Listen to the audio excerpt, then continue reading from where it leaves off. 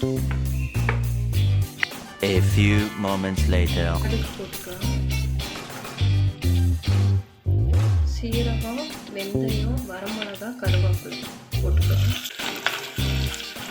இது வந்து இடிச்சு வச்சிருக்கேன். மல்லித்தலை காம்பு வந்து அதை இடிச்சு வச்சிருக்கேன். போட்டுக்கலாம். A few inches later.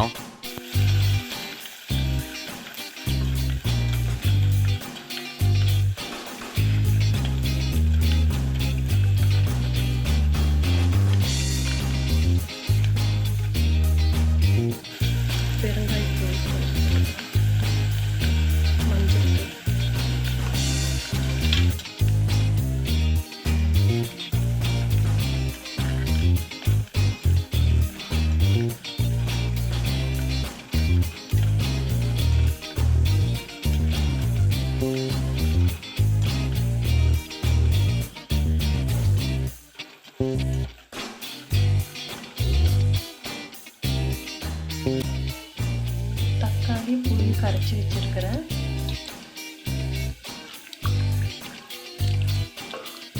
அதையும் ஊற்றிடலாம்.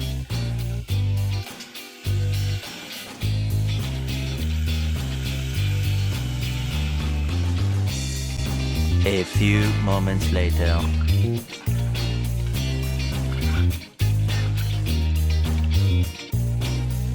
மல்லித்தலை போட்டுக்கலாம். நல்லா கொதி வரட்டும். A few moments later. ரசம் நல்லா கொதி வர ஆரம்பிச்சிருச்சு. இந்த டைமில் சீரகத்தூள் 1 ஸ்பூன், மிளகுத்தூள் 1 ஸ்பூன் போட்டு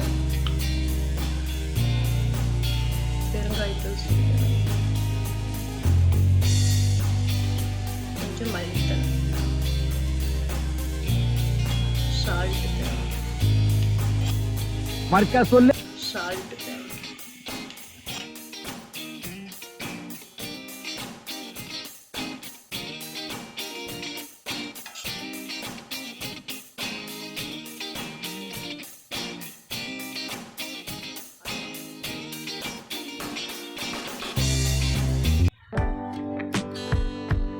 சுவையான முருங்கைக்கீரை மிளகு ரசமும் ரெடி ஆயிடுச்சு.